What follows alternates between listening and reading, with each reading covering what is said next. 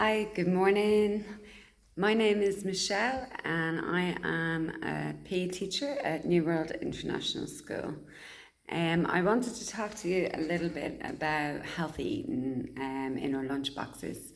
I know there's been a few queries from parents wondering what could they put into their lunch boxes, easy, snacky things that are healthy options.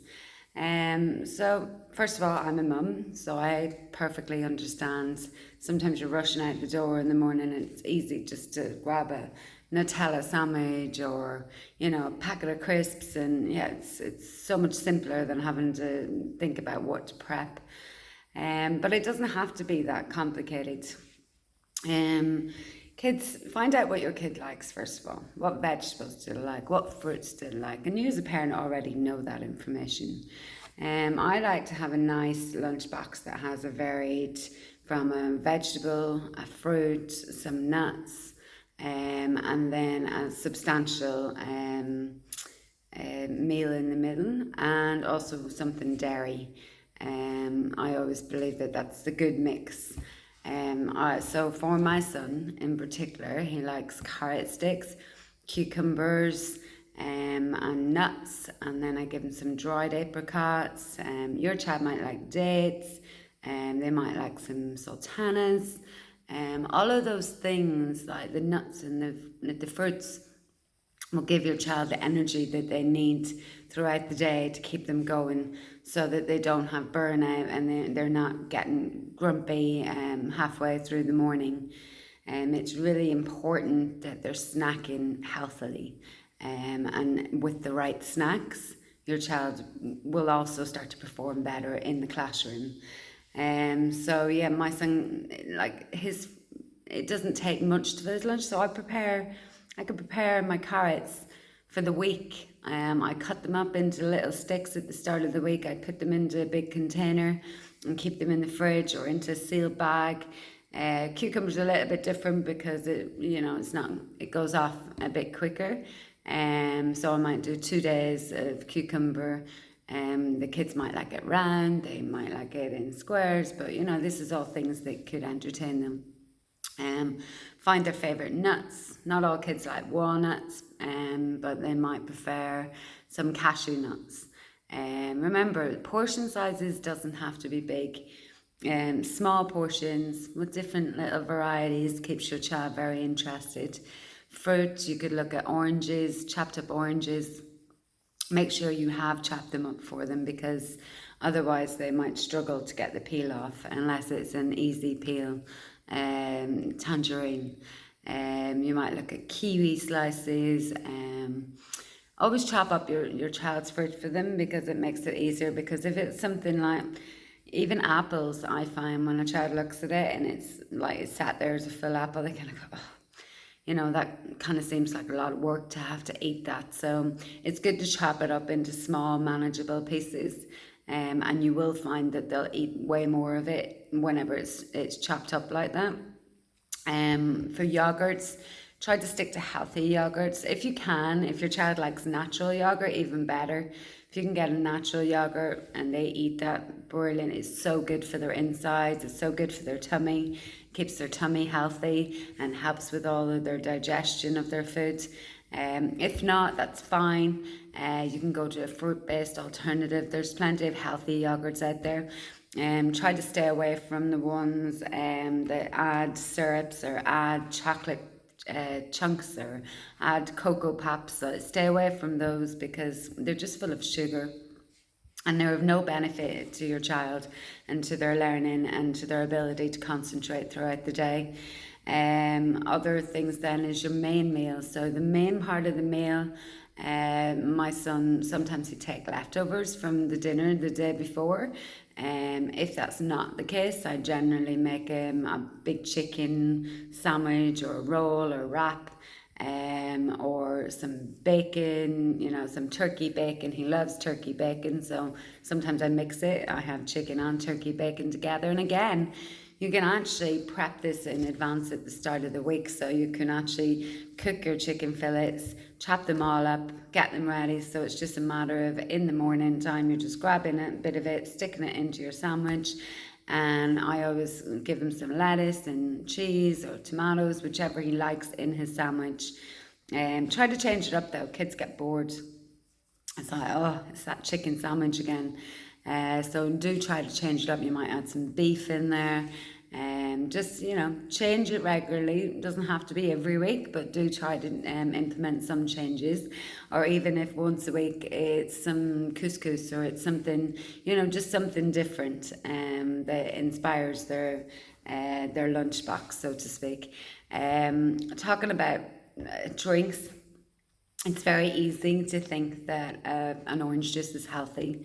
An orange juice can be if it's like maybe once a week or once every couple of weeks, because there's a lot of sugar, a lot of sugar in orange juice and fruit juices, which are really, really bad for the kids' teeth. And the problem with sugar and sugary products is when we give them, like, stay away from granola bars. Stay away from all those bars that look really, really healthy.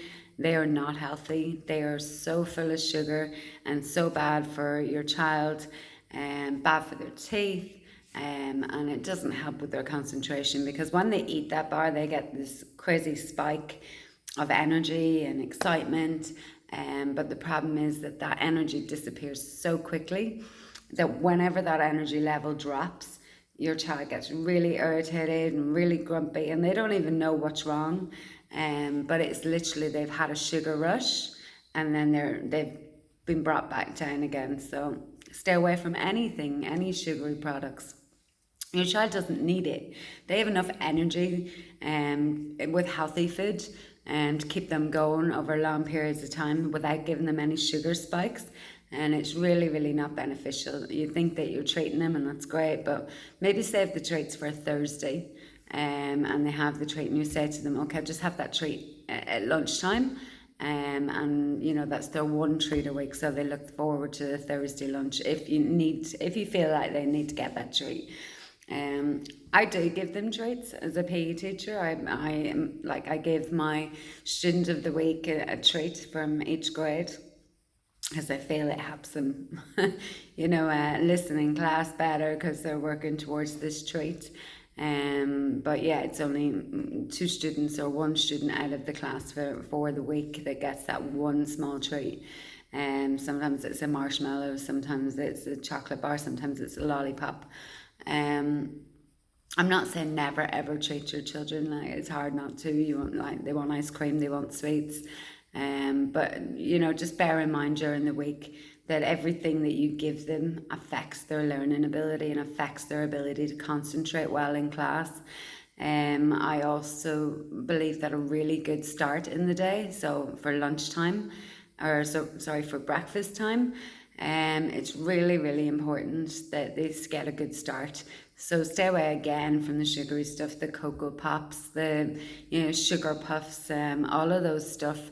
Like, they contain sometimes up to 12 tablespoons of sugar in a bowl of cereal that you could be giving your child first thing in the morning. And again, it has that, oh, hi, sugar rush, full of energy.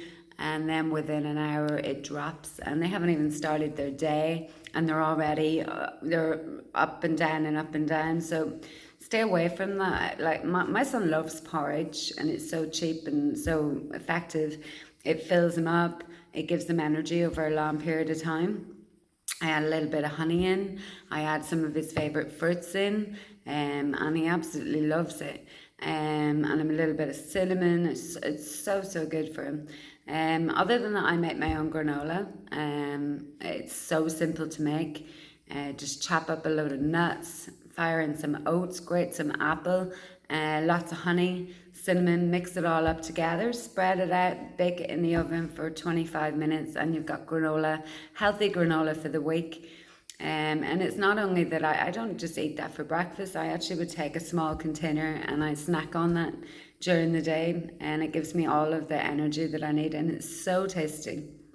But try to encourage your child to eat more healthily, especially in the mornings and especially during the week when you know that they have school. Another important factor would be sleep. Sleep, sleep, sleep is so important. Kids between the ages of starting from KG1 up to grades 5 and 6 need at least 10 hours sleep a night. It seems like a lot, but that's how long it takes for their body to regenerate, for their brain to take in everything they've done during the day and to be able to be fresh and start to learn again the next day. I know it might not always be possible. There might be family events, there might be something that's happening, but it's important that we try and try to do the best by our children. On the note of water, they need lots of water. We live in a very hot country. It's really important that even when they're sweating, that they're getting that rehydration. As I said again, we don't need juices. You don't need fruit juices. Our bodies are made up of 90% water. So it's really important that we're fueling our body with what it needs, and that is water. If you can, try to invest in a good water bottle. You can get them in Lulu for just a couple of real, and you can get one of these. It's insulated. It'll keep their water nice and cool. And it's easy to identify that that's their water bottle. Given that coronavirus and COVID, we need to make sure the kids are not sharing water bottles. And unfortunately, when the kids are coming to school with their plastic water bottles, they're getting mixed up, and then there's arguments over them, and children are left crying because they've drank out of the wrong water bottles. So try to invest in a water bottle. Lulu does them, couple of real. Perfect. They're really good, they're insulated, and make sure that you write your child's name on it, and then that saves any worries about spreading of corona or any worries of anybody taking their water bottle. So yeah, that's it from me. I'm going to add in the description of this video down below a link to the PDF on healthy food options for lunchboxes. So have a look at it, and over the next few weeks I'm hoping to start distributing more information about what, how you can help your child when it comes to healthy options for food. So I look forward to meeting you all soon, and thank you for listening.